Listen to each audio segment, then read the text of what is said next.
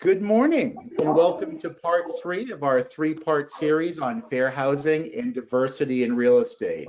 Today, we are going to discuss Section 8 in vouchers, how it works, and the benefit to tenants and to landlords. We will also cover some of the rental assistance programs available, like the RAF program. So why is this topic so important? Well, based on the Suffolk Law Study that we explored in our first webinar, evidence of widespread discrimination was uncovered in the Boston marketplace, specifically lack of equal access to housing. It was found that there was discrimination against voucher holders in almost 80% of the cases. So for example, statistically, if you're white and a non-voucher holder, you were able to gain access to see a home 80% of the time. For those that were voucher holders, white discrimination aside, 12% access. And that's just simply not acceptable. We can do better and we must do better. As realtors, we subscribe to a higher code of ethics and are champions of fair housing law and equal access. I know that we can take a leading role in helping to change our marketplace and improve equal access to housing for all. We believe that there's an important role that education and understanding can play in helping to improve these statistics. Many practitioners and property owners may be unfamiliar with the Section 8 program and the benefits that it offers both tenants and landlords. So let's dive right in and learn a little bit more together. Joining us today, we have Alex Corrales, CEO of the Worcester Housing Authority. Laurie Matosky, VP of Leased Housing at the Worcester Housing Authority, and James Brooks, Director of Housing Development for the City of Worcester. Thank you so much for being here with us today and sharing this important information to our realtor practitioners. Thank you. Kurt, would you like me to start? Absolutely. I can't wait to hear what you have to say. And thank you again for sharing with our practitioners. Oh, absolutely. Well, thank you for inviting us. Laurie and I are thrilled to be able to talk about our program in our Section 8 program. There's so much information that I think it's important for us to share with the public, whether it's realtors or landlords or applicants, community advocates. There's so much that the program offers, and there's a lot of myths of what the program is or what it isn't. And hopefully today we're able to be able to respond to those. We also have with us today that will join us a little later during Laurie's portion of the presentation, Arthur Meridian, who is one of our landlords in our program. So he'll be able to give kind of a firsthand experience of what it is to be a landlord in this program and what his experience has been like, which I think will be valuable to all the other folks that are attending the webinar. You know, one of the things that you touched upon, Kurt, is the access to housing, and that's really important to us. And one of the areas that we focus on certainly is on fair housing. Over the years, you hear stories of individuals and families not receiving an apartment simply because they were a recipient of Section 8 and there were some misconceptions. And so we work very hard in combating that. One of the other issues that we deal with now is certainly the availability of affordable housing. Worcester has enjoyed a lot of growth over the last several years, but with that growth, there's been a demand for housing, and certainly rents have gone up, and affordable housing has become a much more challenge to be able to find.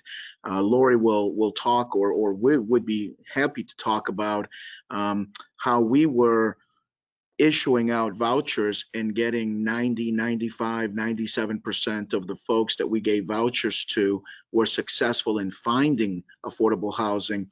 And over the last several years, that's become a much bigger challenge. At times, sometimes 3 out of every 10 vouchers that we were handing out were being returned back to us because the individuals were unable to find affordable housing. And when you think about that and you say, okay, 3 out of 10 doesn't sound so bad, that's only 70% that are able to find housing. These are individuals that were on the wait list for 10 to 12 years. So you have a family waiting 10 to 12 years, eagerly awaiting a Section 8 voucher, and they receive it, only to then lose it because they're unable to secure an apartment.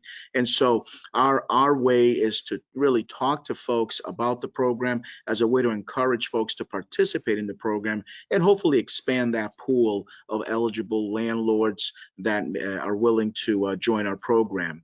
The additional benefit that we're seeing now, especially through this COVID crisis and the COVID pandemic, is that there is a number of landlords who are really struggling with receiving their full rent each month. You know, families are being impacted with the pandemic and unable to really afford the rent. And through the eviction moratorium, you know, rightly so, there's a lot of protection for those participants.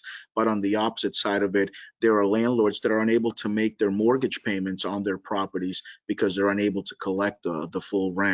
One of the advantages that we'll talk about today is, as part of our program, you know, we're able to certainly be more of a secure funding for landlords each month when they're receiving our payment, our portion of the rent, which again, for a lot of landlords, that's been real life-saving for them. It's allowed them to stay above water while they're assisting a family, or a family is getting through back on their feet because they've lost their job or they've had some loss of income. So one of the things I'd like to do first is give folks just kind of a brief overview of what the Worcester Housing Authority is and what we do. I think folks sometimes don't realize really the level of work that we do in the community. We are, for all purposes, the largest landlord in the city of Worcester.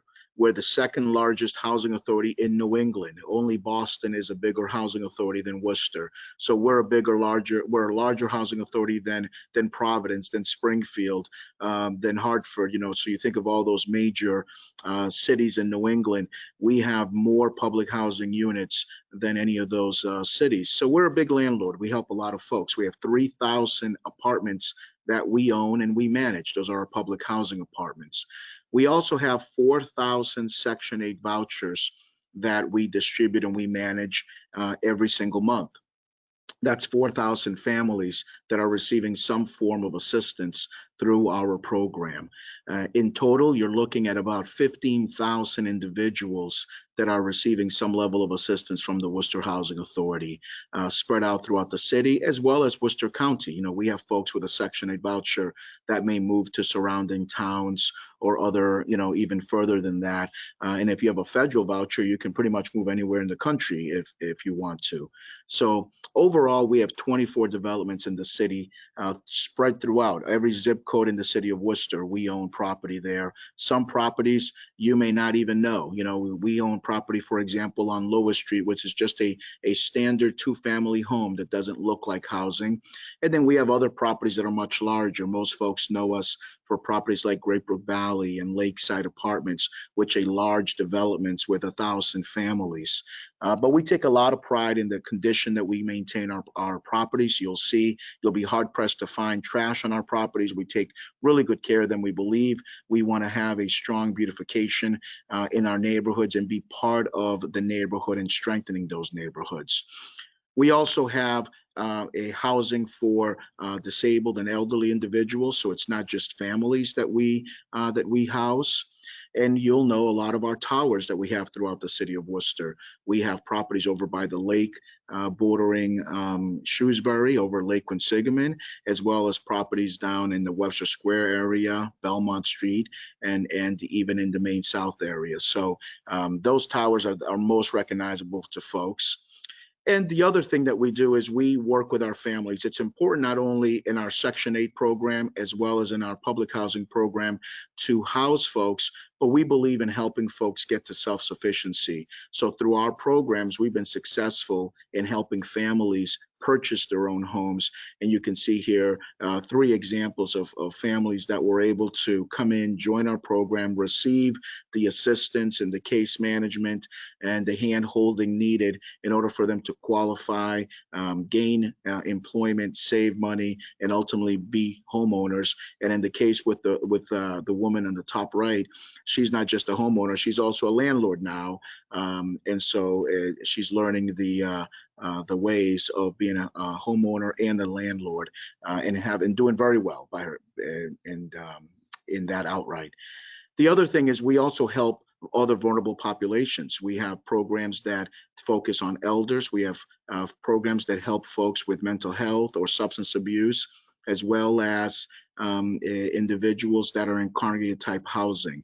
So when we talk about public housing in Section 8, it's not just designed for one population. We really look, that the true essence of fair housing is really looking at how we can assist and help every single individual that needs assistance, and trying to find that, whether it's within our own portfolio, and if it's not within our own portfolio, that's where the Section 8 program can be a breath of fresh air if we're able to secure housing for folks in the community and they can use that voucher to receive that level of assistance.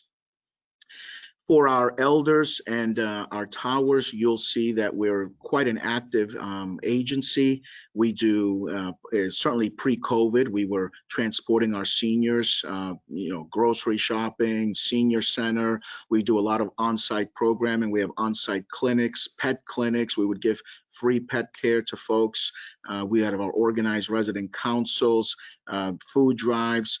COVID certainly has put a lot of those on hold, but we have found other creative ways certainly to assist our families and get them the supplies and the food and the things they need during this pandemic. But it's through the not only the employees, but also getting the residents to really buy in to the community. And we do the same with our Section 8 and our landlords. It's really try to find ways that we can remain in touch with them. We're not just simply a supplier of financial assistance, but we really try to work with our landlords in terms of how do we help that family that they're housing, and in not only reaching self-sufficiency, but connecting them with the resources that they need in order to thrive in their endeavors. At this point, that's just a quick overview of the Housing Authority. What I'd like to do is I'm going to turn over to Laurie Matosky, and I'm going to have Laurie talk a little bit about the typical questions that we receive from landlords. We felt that'd be the easiest way, is as we go through each question, she'll provide the answers, and then ultimately at the end, we'll certainly be available for more questions. So Laurie, at this point, I'm going to go ahead and turn it over to you and have you begin. Okay. Thank you, Alex. Okay, so first of all, why do landlords want to participate in the Housing Choice Voucher Program? Well, there are several reasons. One, foremost, consistent income. The majority of the rent is usually paid by the Housing Authority, and landlords can get that guaranteed every month. So it's not like they're chasing us. It goes directly into their accounts every month. They can count on that. We partially pre-screen our tenants. We do a query check, a background query check, and we also do a sex offenders registry check on them. And we verify with their income as well. So landlords can feel confident that at least they're not going to be housing any criminals or have a sex offender in their house. There's also lower vacancy rates. So as the demand for Section 8s, we have families out there that are constantly searching. So what happens with landlords, when they have a turnover, they can count on a Section 8 family. Currently, we have over 140 families on the streets looking for a Section 8, somebody who will accept them in the Section 8 unit. So if you're having a difficult time finding a tenant, Section 8 you can always turn to. And then there's free advertising. We have a website that landlords can list their apartments on free, and it doesn't cost them anything. They can still use other means of advertising, but it is a free advertising, and we send our families to that website as well, so they can look to see what landlords out there are looking for Section 8 families. So how does a landlord participate in the Housing Choice Voucher Program? Well, first of all, by accepting a voucher holder's application to rent. So the families are out there looking for apartments. If they contact a landlord, then we ask the landlords to do a pre-screening on their own as well to check their background with other landlords' history. But if they feel that this is a good client for them, then they fill out the paperwork that the voucher holder has, and it comes back to our office and we start the process. So that's one way of getting a voucher holder. The other one is by purchasing a house with existing families, housing choice voucher families that are already living in there. So that happens often. We have a lot of landlords that are selling their properties, and so a new landlord who's probably never had to deal with housing choice vouchers before, or they're a new homeowner and they're buying a multifamily house that may have a tenant in there. So that's another way of acquiring a tenant, a housing choice voucher tenant. How do I advertise my apartments? So the free website that we have is called gosection8.com. Very simple, easy to remember. And so this is the site that the landlords can go on. They can register, so they can just sign in anytime they want to list their vacancy. And the great thing about that is it never goes away. After so much time, it doesn't, the unit shows that it's not available, but it stays there in the archives. So a landlord who's been using the site for years can list his apartment once, put all the amenities in there, and after 3 or 4 years, the unit becomes available again. You just go in there, click on it that it's available, maybe update it, maybe update the rent, and it's there for families to view. And of course, landlords can also use the other platforms, apartments.com, HotPad, Zillow, Craigslist. Families use all of those, not just the gosection8.com. How much rent can I charge? So when a landlord asks us that question, we just tell them, well, just charge what you would typically charge on the market, what you feel is a fair market for that unit. And then what we do is when the paperwork comes into us, we do what is called a rent reasonableness valuation. And we compare it to other units that are the same size, location, the amenities, and see what's going on at that time. I mean, rents change just like the housing market for sales, the same thing with the rental market. It's not always the same and it's not always consistent. How often does the apartments get inspected? So that's a question landlords ask because we do inspect apartments.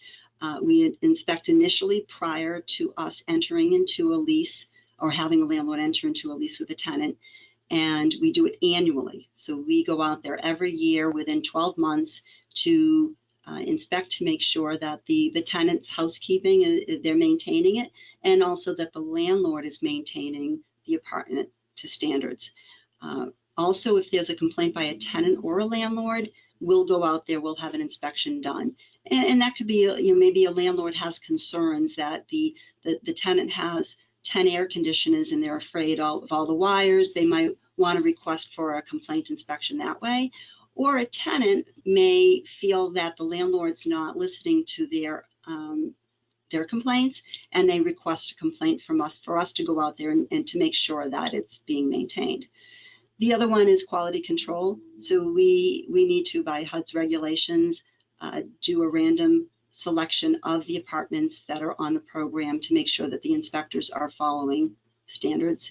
And if a landlord changes utilities, say they went from oil to gas, we would need to go out there and inspect that to make sure that that was done properly.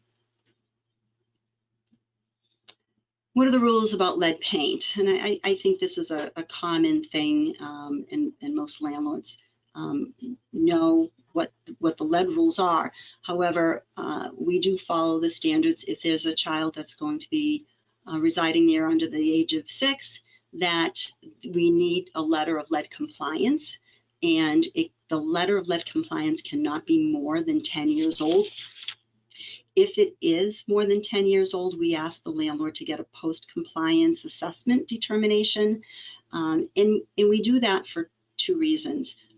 One is we want to make sure that some of the letters out there could be 30 years old, and at some point in time in the 30 years, that house maybe fell out of compliance, but nobody knew about it. And just because a landlord scrapes and repaints an area doesn't mean that it meets the compliance.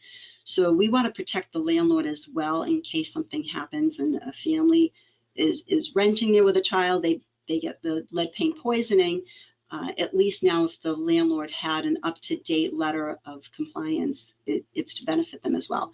And for more information, the contact information is 1-800-424-LEAD for landlords to follow up on.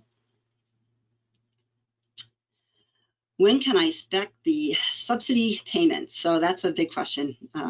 Landlords just want to know when can they expect their money. So we make direct deposits to a landlord's account on the 3rd of every month. So HUD provides us with our funding every month. We always have a reserve in case that got delayed. We're not delaying our payments to our landlords. I can't remember ever delaying a payment to a landlord.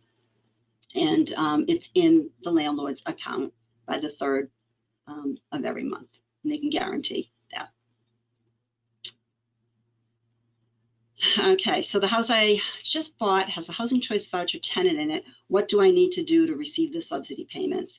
So this is common. We get at least a half dozen a month that we'll get a call from a brand new landlord. They just purchased a house and they find out that they have housing choice voucher tenants in it. Well, what they need to do is they need to contact us immediately. So what we will do is we will put the payment on hold so the current or the previous landlord does not receive any more payments until we can get all the paperwork resolved with the new owner. Because we have a landlord packet that goes out, we need to do a W-9, we need to get a canceled check so we can set up the direct deposit and make sure all of that gets done.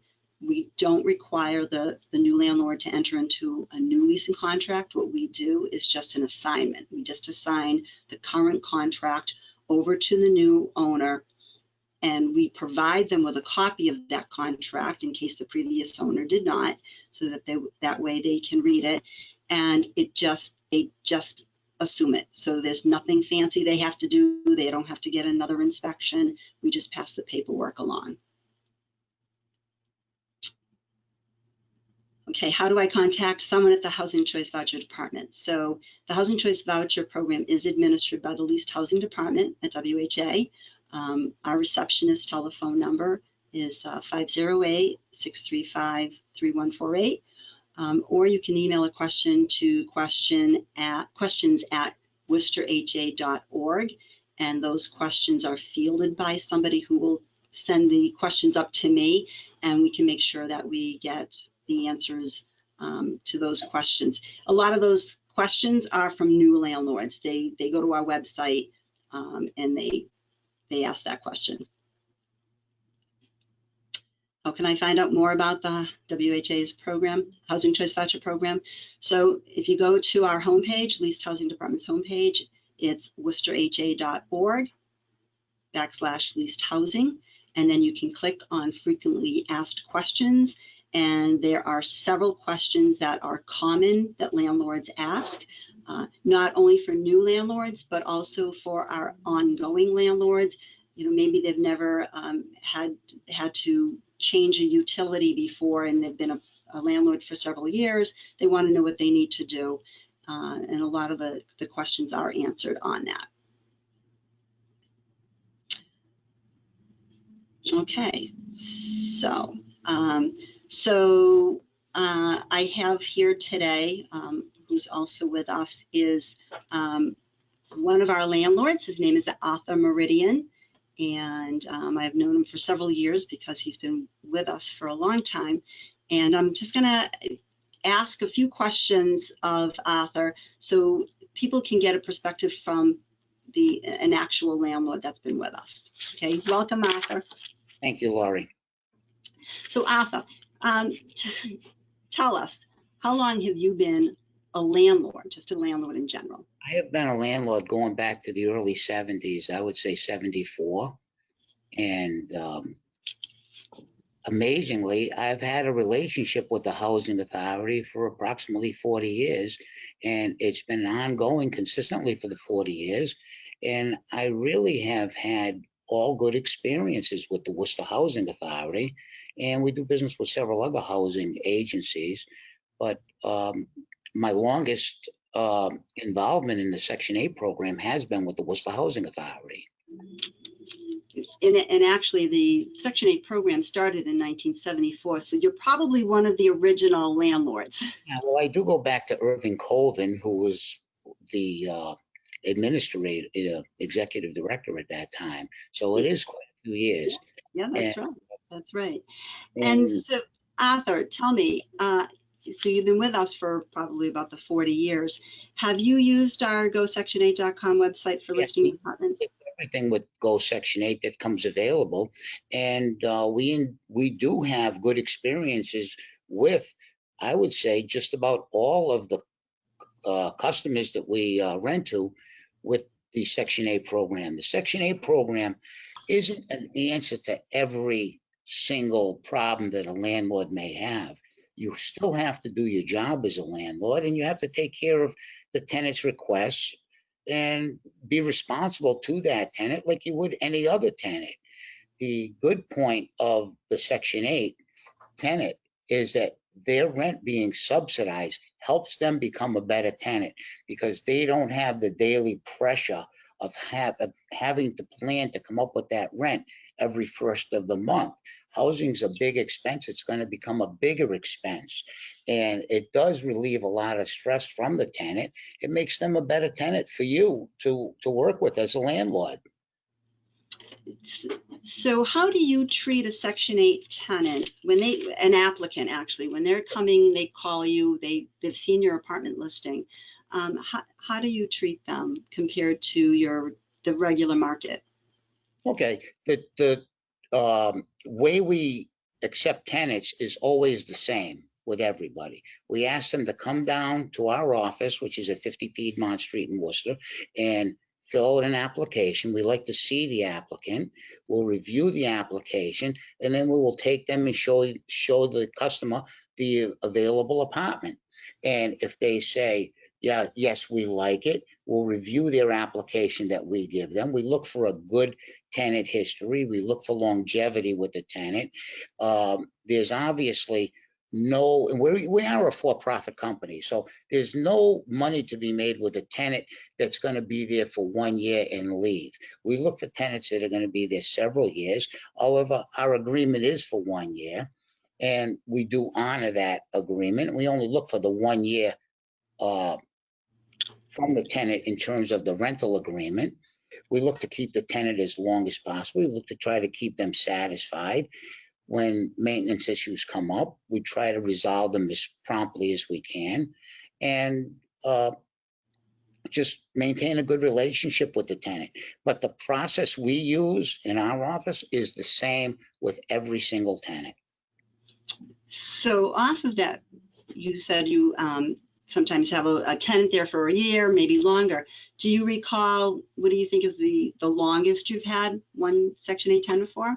We have one Section 8 tenant, and she did not start out as a Section 8 tenant who was in the apartment. We have one customer that's been with us for about 35 years. We have other tenants that have been with us 10, 12 years.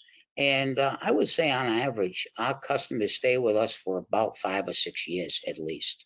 So there's less turnover, which is less maintenance for you, having to turn over an apartment and have a vacancy. Oh, yeah. I mean, absolutely, there is less turnover. And a lot of the people, they get the inspection. They look forward to having the apartment inspected. And they may have a few items, plugs, ground fault breakers have been a new point of concern.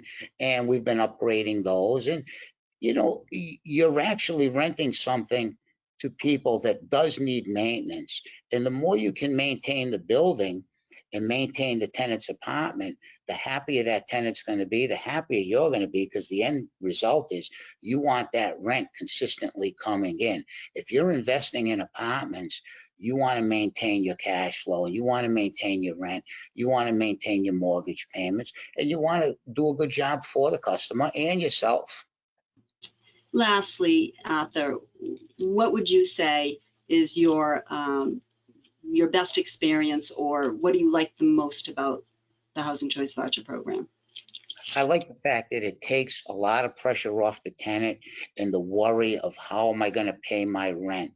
So with relieving that financial pressure from the tenant, it does make for a better tenant. And we've had a lot of Section 8 tenants that have gone on to buy their own homes as a result of having a little more financial freedom. And we've had, I've actually seen people move from coming in with a Section 8 and having their rent all paid to gradually improving their life, improving the way they live, improving our property. A lot of people start gardens on the properties. They have time to do other things because they don't have to just concern themselves with paying rent. And the Worcester Housing Authority partnering with landlords really is great for everybody, because tax dollars are also going back into the neighborhoods as well. When you lease from a private landlord, that private landlord pays water bills to the city, pays tax bills to the city, and it's a good way of keeping neighborhoods up and keeping the community strong. Mm-hmm. Well, thank you, Arthur, and thank you for being a landlord with us for 40 years. Thank you, Laurie. I appreciate your time. Thank you. Okay. Well, so that's a little overview on our Housing Choice Voucher Program. I think it's a great program. We're always looking to inviting other landlords to join us. There's a lot of other features that we didn't get really a chance to dive into today in terms of benefits that we offer folks, but I think it gives you a nice overview of where we are. But happy to either answer any questions, or are we going directly to Jim now? I can't remember how we wanted to set this up.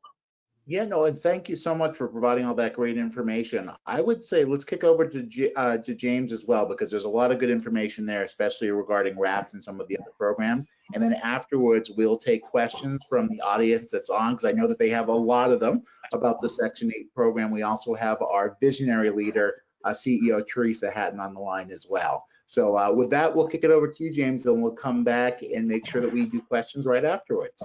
Great. Well, yeah, thanks for having me today. My name is James Brooks. I'm the Director of Housing Development here at the City of Worcester. And as the Housing Development Division in the city, we really have three charges. The first is to develop new affordable housing throughout the city. Second is to help those most in need, our low and moderate income, both homeowners and renters, both access and sustain affordable housing. And the third thing is we're one of the 10 oldest housing stocks in the country, the City of Worcester, as well as most of New England. But our other charge is to rehabilitate that housing stock to make it safe, affordable, healthy, and efficient. So that's our three main charges here in the housing division in the city. And before I start, I want to kind of give a shout out to a lot of our local realtors here. We have a great relationship with the Realtor Association of Central Massachusetts.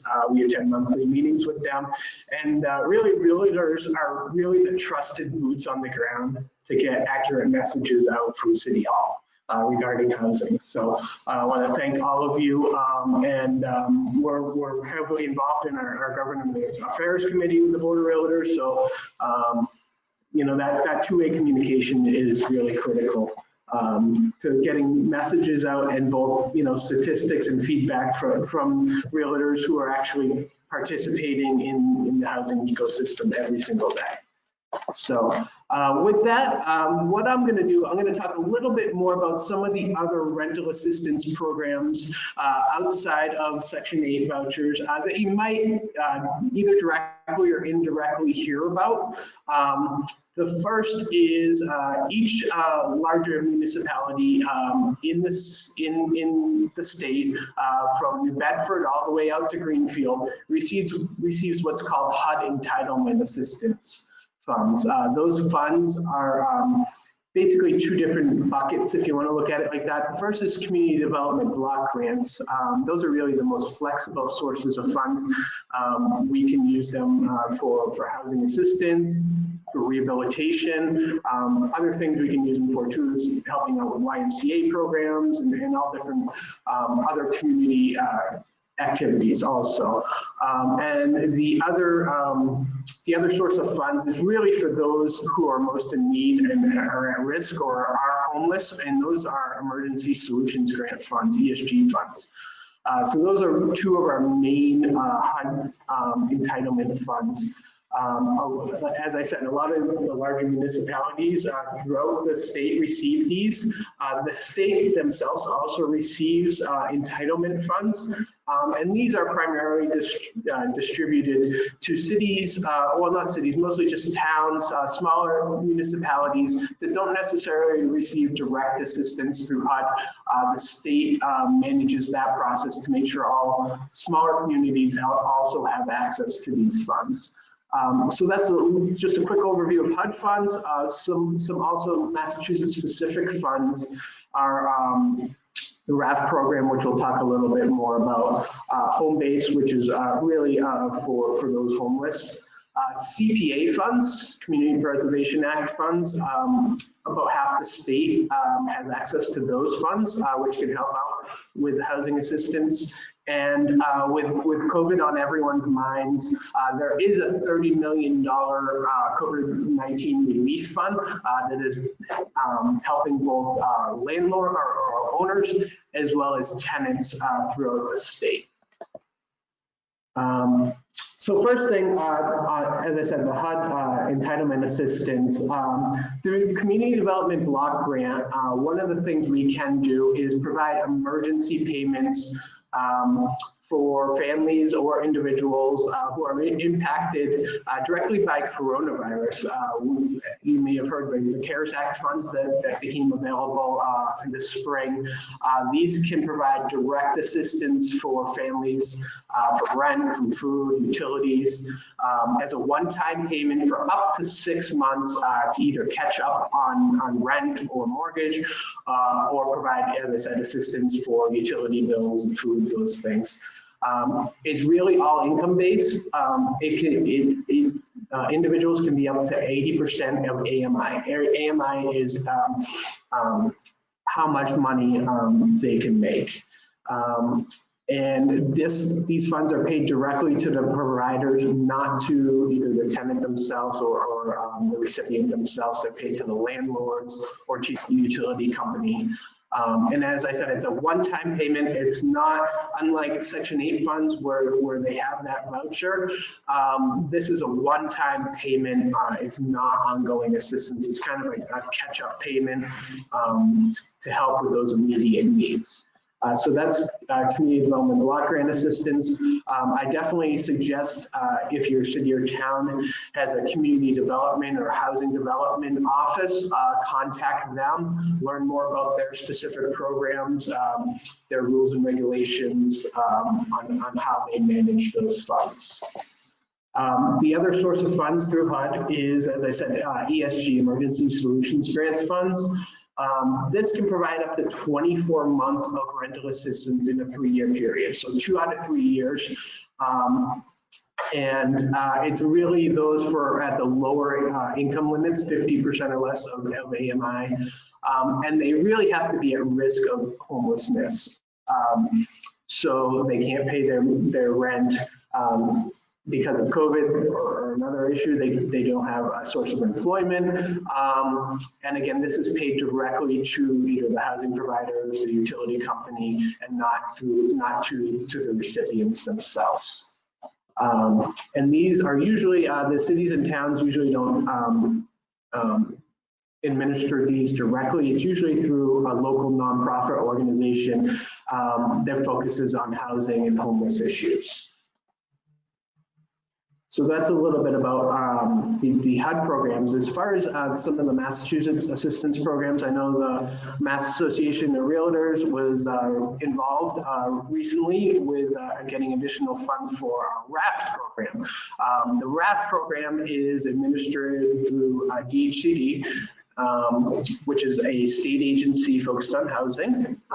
And it's really a housing prevention program where provides, again, short-term assistance. This isn't an ongoing assistance program. There's a few things that have changed, but up to $4,000 in a 12-month period. Those making 50% or less of the area median income again. Again, there's some flexibilities with COVID now. Those are generally the rules. They must be at risk of homelessness, meaning they don't have a source of income to pay their rent. And again, it's paid directly to providers and recipients. If you go to the DHCD website, which I have here, we can get this information to everyone, you can learn a lot more about RAFT and those different local and regional agencies that really administer the program throughout the state. DHCD does not administer it directly. They contract with local and regional agencies to provide assistance. So a lot more information can be found on that website. A few things your clients would need in order to qualify when they go to those local or regional agencies. They're going to need a copy of the lease, some type of proof that they need help and how much money they're going to need. So right now with the eviction moratorium, there's no 14-day notices or summary processes, but they'll need some type of paperwork from their landlord stating how much in rental arrearages they have. And then also if they have any arrearages with utility companies, those type of things, they would need to bring that with them. And then also one of the other things that will have to happen is there'll be an agreement through that agency and the landlord, a participation agreement, in order for that landlord to directly get those funds sent to them. So that's just a quick overview of RAFT. Again, best source is to find out who your local agency is. Again, most of them are regional in nature, and find out their application process. A lot of people are just online now. A lot of agencies are just online. There's really limited walk-in hours to a lot of these agencies. So finding out how they're dealing with COVID now would be key. And then just another program. This program is really geared towards families in shelters. It's called Home Base, and again, it gives some financial first class security and other type payments to help families overcome homelessness. And these are really families who are in shelters throughout the state, and really to get them out of the shelter and get them into a permanent home. And again, I have the link here if you did want to find out more about that program also. And then, as I mentioned before, Community Preservation Act, about half of the state has CPA funds, and this is really, it's a surcharge that's charged on real property, so real estate is one of them, into a trust fund. And this trust fund is really to do a few things: preserve historic spaces, open spaces, create affordable housing, and to outdoor recreational areas also. But a lot of municipalities now are really focused on either creating the affordable housing, or since COVID, they are actually providing payments for up to 3 months of rent. I know Newton is doing that right now, and a lot of other municipalities are in process of kind of putting a process in place for town or municipal residents to access those funds, again, as kind of a catch-up for a lot of the rent.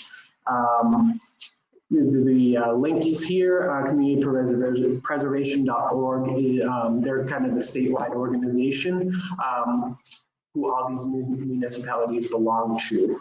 So you can find out a lot more information about that. But those are available in about half of the state, both cities and smaller towns throughout the state.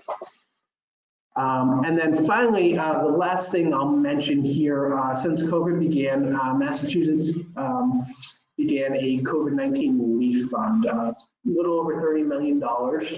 And this $30 million has been regionally given to two different community foundations that are active regionally in the areas.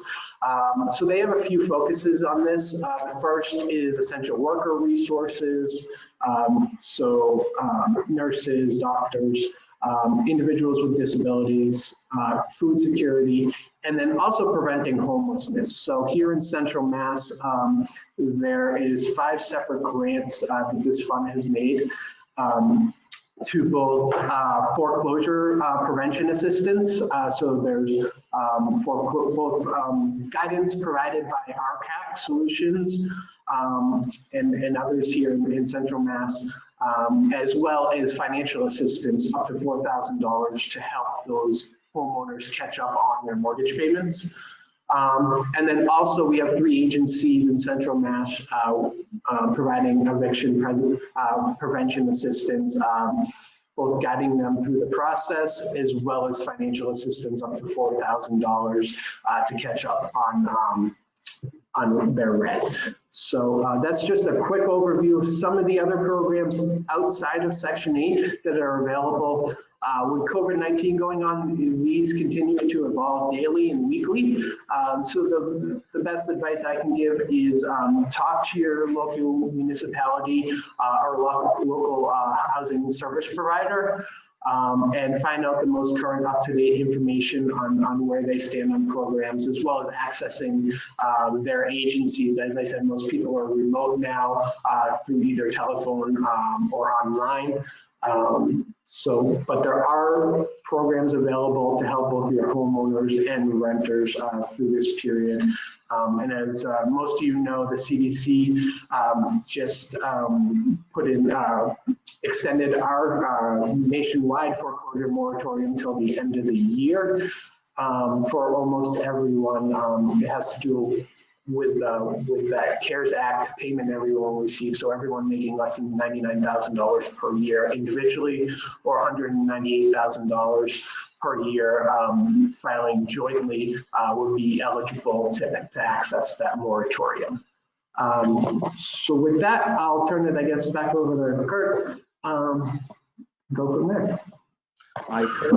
Thank you so much, James. Really having good information on those programs is critical right now. We know that there are challenges out there with COVID-19, and we definitely want to help to sustain any tenancies that we can as we're moving through the pandemic. A lot of these programs will help to do that, and I know we're going to continue to advocate for even increased funding to these programs to help sustain tenancies during this challenge. We also have Catherine Taylor, MAR legal counsel online, also is going to help us with some of the questions coming in from those of you on the call. This is your opportunity. You've expressed interest in the Section 8 program and have told us that you had questions. So we want to make sure we get you some great information and some good answers from those that are the experts. And definitely thank you, Alex, Laurie, and James, for the great information you shared with us. And Teresa, as always, for being a visionary leader and helping to set up these great programs at MAR. So with that, Catherine, I'm going to kick it to you just to see what we have for questions on the line. All right, wonderful. Thank you so much, Kurt, and thank you very much for all the information from your panelists. We've gotten a couple questions about different housing authorities and whether they all follow the same guidelines or if that's individualized between the housing authorities. You broke up on me a little bit there at the end, and I couldn't really understand the question. I heard something about different housing authorities. So, can you reread that, Catherine? So I can repeat it. You got it, Catherine? Okay. Yep, sorry about that. The question was basically, do all of the different housing authorities follow the same guidelines for screening potential participants in the program, or is there variation amongst the different housing authorities? Well, I will say this in a general sense. So there are 2 major programs that are administered relative to vouchers. So you have the federal program, which is most commonly referred to as Section 8, and then you have the state program. They have their own voucher program, which a lot of folks, you refer to as the Massachusetts Rental Voucher Program. Since we live in a world of acronyms, it's, we always refer to it as MRVP and then the Section 8 program. The regulations for those programs are pretty strict and stringent. There are some flexibility in terms of the admissions criteria that folks can have in terms of possible changes, but the CORE and the things that Laurie mentioned earlier, that's generally across the board that housing authorities implement. And at this point, I will turn it to Laurie if she wants to add anything from her experience working with other housing authorities, if she's seeing some variety of changes there. Actually, most of the housing authorities work the same way. It's just a matter of their application process is similar, but the larger the housing authority, the bigger the pool we have. And as far as families that are receiving the subsidy, if they find a landlord that wants to take their subsidy and lease to them, the Worcester Housing Authority has a turnover rate really quickly. So if a tenant finds an apartment and they want the apartment inspected, we have deadlines. We try to meet everything within a very short window. Some housing authorities might take a little longer. It depends on their size and their capabilities, but that's one of the things that we pride ourselves in at the Worcester Housing Authority, is that we do things pretty quickly. And even what I would add to that, even with the assistance that housing authorities provide, there is a little bit of leeway in terms of some housing authorities may provide 90% of the market rent, 95, 100, or up to 110%. And a lot of times it depends on the housing authority where the needs lie and where they want to put those dollars to. So that's where you get a little bit of variation, but in general, we work among the similar rules and regulations, in particular because from time to time, a housing voucher participant may relocate to another community and that voucher goes with them. So that's why it's important that those programs kind of talk the same language. Excellent, thank you. And Teresa, I know we've had a lot of conversation with our members about the RAFT program also. That seems to have been a program with a lot of questions, and hey, how do we access that? What are some of the questions that you're seeing from our members as well? Same thing. How do I access it? What does it do? How is it different from Section 8? And I think, James, you did a wonderful job sharing so many of the programs that are available to tenants. I have a question. Something that came up in the Suffolk Law Study was that when the agents would call the landlords would say, I don't accept Section 8. And I think it would be really helpful if you could share with our realtor members what's the best way to respond to that, and where do we direct these landlords to learn more so that they're more aware of that it's good for their business as long as they're shared. Oh, you're on mute, James. All right, I'm unmuted. Yeah, so they should be discriminating, first of all, in the source of income. Housing standards, most of what Alex said, as far as a lot of what we see is, well, I don't want my property inspected again. By Section 8 authority, they're going to make me, I don't have a lead certificate. I'm not up to standards. They don't want to do the maintenance. Is a lot of what we see when we have a fair housing center here in Worcester also. And those are a lot of the complaints that we hear, that they don't want to accept Section 8 because it's substandard in some cases. So that's a lot of what we hear as far as why they don't want to rent to them. But they should be showing the property regardless whether there's a voucher or not. Especially, as you know, as a realtor, you shouldn't be discriminating at all on that. But there are some landlords who can choose to, if it's an owner-occupied two-family, they could say no. But in most cases, they should be showing to everyone. And as Alex said, it's kind of another layer. The housing authority is already doing background checks and making sure those tenants are going to meet the voucher standards. There's an additional layer of kind of enforcement with them too, so. And just one other quick question on Section 8, 'cause I know this came up with a practitioner I was having a conversation with last week.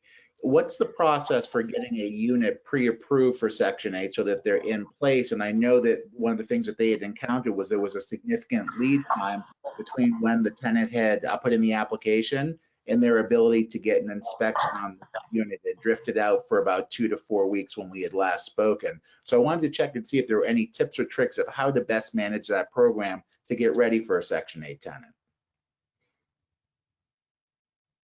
Okay, so we don't do a pre-approval of Section 8 units. We're much too large to be able to handle that volume and the cost of the inspections to the housing agency. So what we do is if a family finds the unit, oops, I'm sorry, can you hear me? Yes, we got you. Go ahead, Laurie. I don't know what happened, but at least, all right. Oh, okay. Yes, I hear you. So, sorry about that. So if a landlord finds a tenant, we try to get the expedited within 72 hours to get a date for a landlord to get the inspection.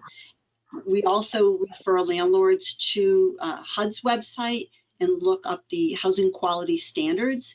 And we also have that under our frequently asked questions, and it gives some tips on what we look for in an inspection. So that way a landlord can prepare for that. Basically, we just want to make sure that the units are standard. They meet housing quality standards. It's exactly what it means exactly what it says.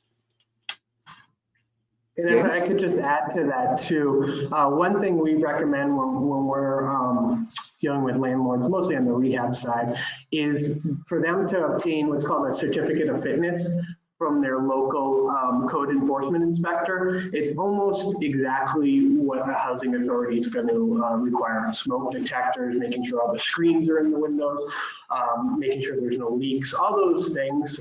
It's Massachusetts standards. It's not HUD standards for vouchers, but 99% of what a housing authority is going to require is part of that certificate of fitness that's issued by a code enforcement inspector also. Thank you. And Teresa or Catherine, do we have any other good questions that are in the chat box from our members? Yeah, so another question that was raised was, what is the process for a landlord if they disagree with the rent reasonableness valuation by the housing authority? Is there an appeal process, or how does that work? Laurie, you want to take this one? Sure. So the rent reasonable valuation that we conduct is a HUD approved site that we use, and it really does reflect what the current market is. So if a landlord disputes that, usually what happens is the staff person that's conducting it will run it through a supervisor or myself, and we would double check it. But we're looking at the landlord's amenities, and we'll compare it. Sometimes something's off on it. The valuation is very comparable to a property that's being sold and what a mortgage company would use for an appraisal for a house. It's similarly done that way. It does the comparables, it matches up the heating source, the square footage, the bedrooms, the location. So we look at additional amenities, and sometimes something's missed and we look at that and make a correction. However, if this is what the average is telling us, again, just like a house appraisal, that's it. You can't argue what's coming up on the rent reasonableness valuation, because that is what the current market is allowing, and we can't go above that. And it's natural that landlords will be very personal towards their property. It's very similar, from a realtor standpoint. I'm sure many of you have met with a homeowner who wants to sell their house, and they've done all these upgrades, and the house may go for $150,000, but the homeowner says, go sell it for $300,000. And you have to say, that's just, the numbers aren't going to line up. It's the same with us. A landlord will fix the unit and put all these new great amenities. and they want $2,500 a month for rent in a area that may command half of that. And so we try to really work with them and have them understand. And that's why the facts and the stats and the numbers and all the information Laurie has is very helpful in having them understand how those numbers come about. That was my Jeopardy time is up, I think, beep. So. You're fine. That was my phone line, and my apologies. So basically, I want to definitely thank you. I know again, my apologies for the background noise. I do know that we have probably a lot of questions out there because this has been a big topic with our members. What's the best way for them to be able to reach out and to have questions answered if they want to be able to get more information on any of the programs or Section 8? Well, certainly with us, and I'll turn it over to Jim after this so he can talk from the city's point of view. From us, certainly you have Laurie provided. If you want to talk directly to our Section 8 staff, there's a direct number you can call. I know many times Laurie will personally speak to landlords directly herself. The email that we provided for questions, that's a great resource as well for folks to email us and get answers to their questions. Jim? Yeah, so on our side, my information's here, but I would definitely reach out to your municipalities, either community development director, housing development director, if you have municipal questions. But one great resource is if you go to the DHCD website, especially on raft questions, there's a whole, multiple web pages on that will direct you to your local organization who is administering those raft funds. And I have that link as part of my presentation also, so it will be right on that presentation. Perfect. Thank you. Excellent. And just any final thoughts, Laurie? Anything else you'd want to share with our members while you have them on the phone today? Just a reminder that we have over 140 families out there looking for apartments. So if you have a vacancy, please go www.gosection8.com, list your apartments for free. You have nothing to lose. Excellent. Thank you. And thank you so much, Laurie and James and Alex, for being here with us today. Thank you to all of our viewers for watching our programming. This was the third in a series on diversity and housing and fair housing. Very important topics that we will continue to talk about in the coming days and weeks. I want to thank you, Teresa Hatton, our visionary CEO at the Massachusetts Association of Realtors, for continuing to build great alliances with wonderful stakeholders such as the Worcester Housing Authority and continuing to bring this programming to our members. And with that, I'll kick over to you for your final thoughts as well. Kicking it over to me, I just want to thank everybody on the panel, and MAR would like to contribute to your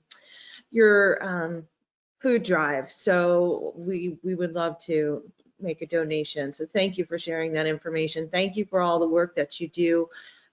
Thank you for sharing all of this information on the variety of programs. I know this is a really challenging time, and these programs are so necessary at times like this. So thank you for all the work you're doing to provide shelter to our residents across the Commonwealth. And our best wishes to you and all of our viewers today for a fantastic long holiday weekend, and we look forward to seeing you on our next great program. Have a great day and a wonderful holiday weekend. Thank you. Thanks.